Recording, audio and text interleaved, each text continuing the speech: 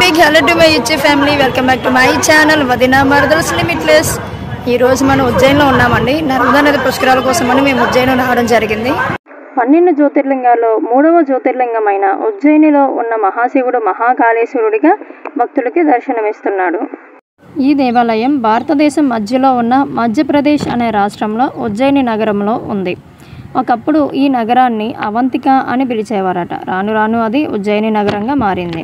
అసలు ఉజ్జయినిలో ఉన్న మహాకాళేశ్వరుడికి ఆ పేరు ఎందుకు వచ్చిందనే విషయానికి వస్తే, ఒకప్పుడు ఈ ప్రాంతాన్ని చంద్రసేనుడు అనే రాజు పరిపాలించేవాడంట. ఆ రాజు శివుడికి మహాపరమ భక్తుడంట. అయితే ఒకప్పుడు ప్రజల సుఖశాంతుల కోసం యాగం చేస్తుండగా ఆ ఉజ్జయిని దేవాలయంలో పక్క రాష్ట్రానికి సంబంధించిన రాజు సింగాదిత్యుడు అనే రాజు ఉజ్జయినిపైకి దండెత్తి వచ్చాడట.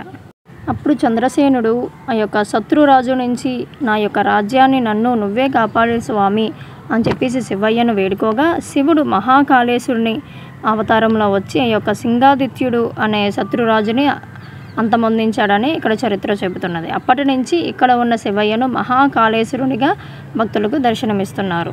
12 జ్యోతిర్లింగాల్లోకెల్లా మహాకాళేశ్వరుని జ్యోతిర్లింగం అన్నది విభిన్నంగా ఉంటుందని, ఇక్కడ ఉన్న విగ్రహం స్వామివారి ఒక లింగం అన్నది దక్షిణముఖంగా ఉంటుందని, అందుకే ఇక్కడ స్వామివారిని దక్షిణామూర్తిగా కొలుస్తూ ఉంటారని ఇక్కడ భక్తులు నమ్ముతూ ఉంటారు.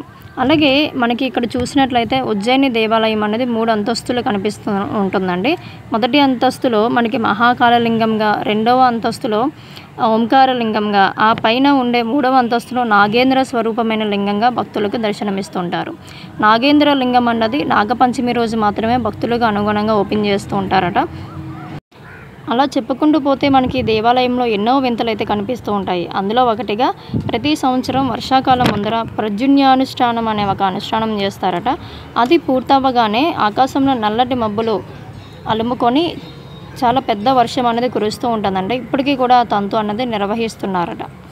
ఇక్కడ శివలింగం క్రింద ఒక శంకుచక్రం ఉందని, ఇక్కడ మహాకాళేశ్వరుని దర్శించుకుంటే ఎటువంటి బాధలైనా తీరుతాయని, విజయాలన్నీ పొందుతాయని ఇక్కడికి వచ్చిన ప్రజలు అలాగే భక్తుల యొక్క ప్రగాఢ నమ్మకం.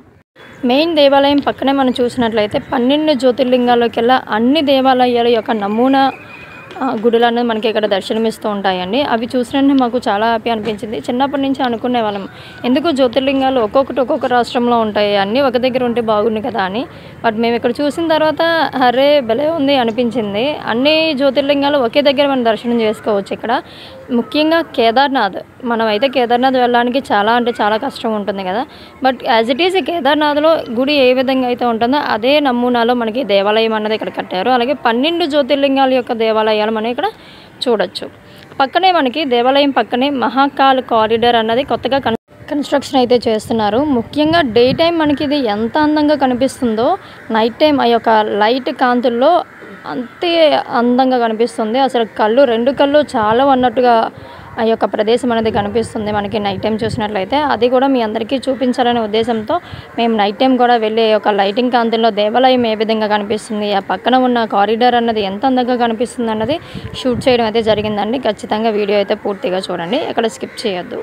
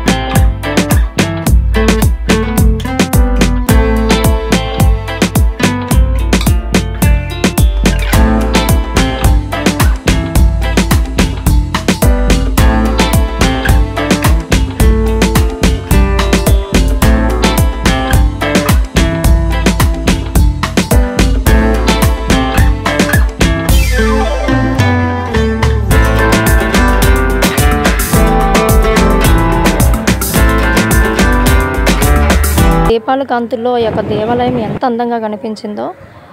అయ్యో, మరొక విషయం చెప్పడం మర్చిపోయానండి మీ అందరికీ. అదేంటంటే ఉజ్జయినిలో తెల్లవారుజామున 2 గంటలకి బ్రహ్మముహూర్తంలో భస్మహారతి అనే ఒక కార్యక్రమం అయితే చేస్తారండి.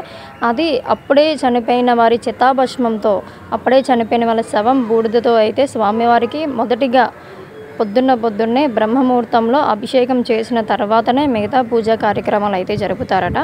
మేము అదైతే టికెట్స్ ట్రై చేసాము, మాకు టికెట్స్ అయితే దొరకలేదు. బట్ అక్కడ ఉన్న విఆర్ ఎఫెక్ట్లో అయితే మనం ఈ దర్శనం అయితే చేసుకోవచ్చు. మేము అందులో అయితే విఆర్ ఎఫెక్ట్లో దర్శనం చేసుకున్నాము. ఆ యొక్క చిన్న క్లిప్ అనేది మీకు ఈ వీడియోలో పెట్టాను. పూర్తి వీడియో అన్నది నేను ఆల్రెడీ మా ఛానల్లో అయితే అప్లోడ్ చేశానండి.